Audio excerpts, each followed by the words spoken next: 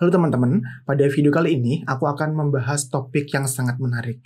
Topik ini sangat menarik dan sangat wajib dikuasai oleh teman-teman back-end engineer. Topik yang aku maksud itu adalah setting server.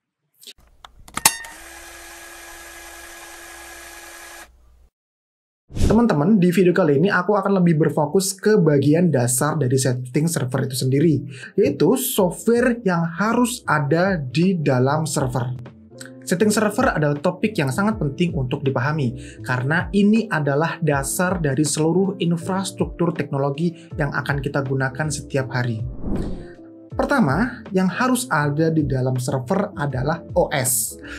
Ada banyak sistem operasi yang bisa kita pilih untuk server kita. Aku sangat merekomendasikan teman-teman untuk menggunakan Ubuntu. Ubuntu adalah sistem operasi yang open source. Kita nggak perlu bayar lisensi dan kita bisa melakukan banyak kustomisasi di dalam Ubuntu.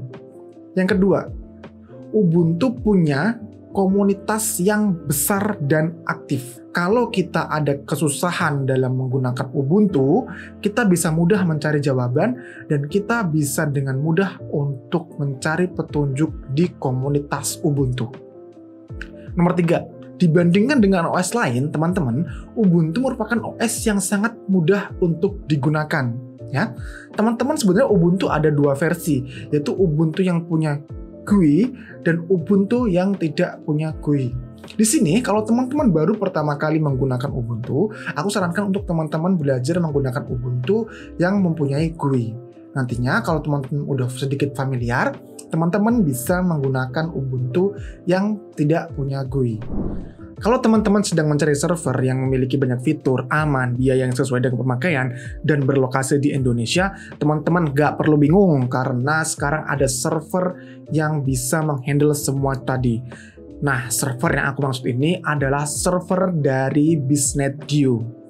Ada banyak produk yang ditawarkan. Aku sendiri seringkali menggunakan produk yang namanya Neo Virtual Compute. Produk ini memudahkan kita untuk membuat dan mengelola server.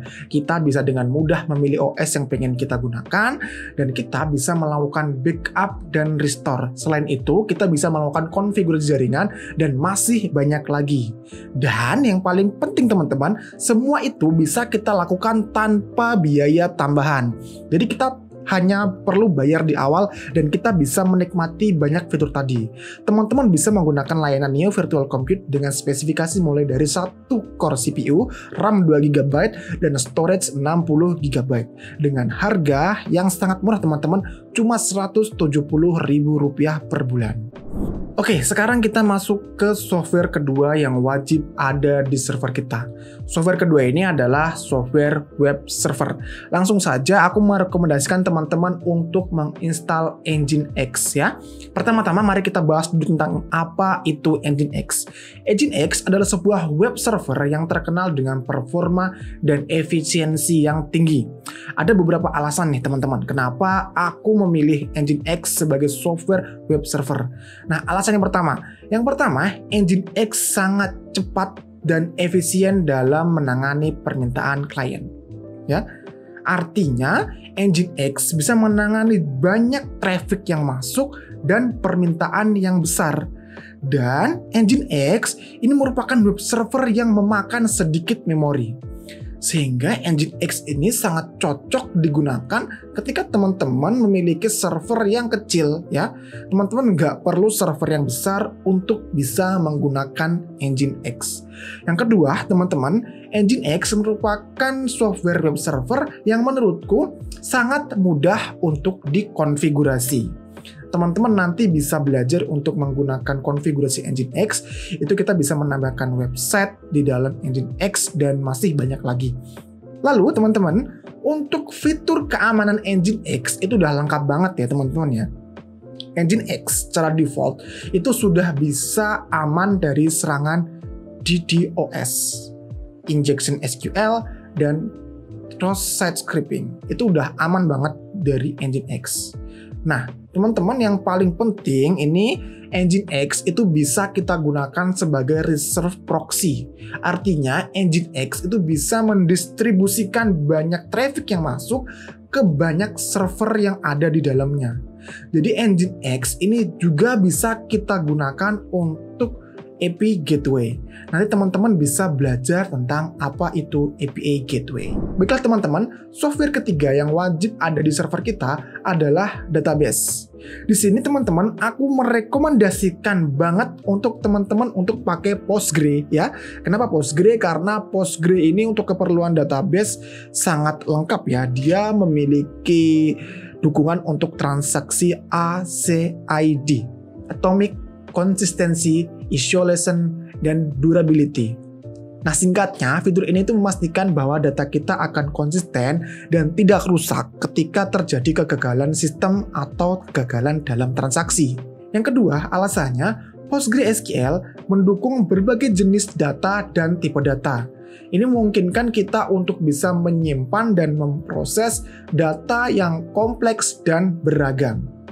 Lalu yang ketiga, yang terakhir, Postgre memiliki sistem backup dan pemulihan yang handal.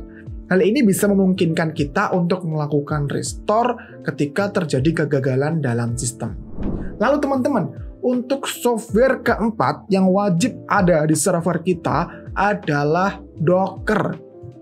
Ini tahun 2023. Docker ini sudah menjadi software yang wajib untuk dipakai. Dan skill untuk menggunakan Docker itu sebagai backend menurutku sudah sangat wajib ya teman-teman ya. Kita bisa menggunakan Docker secara gratis.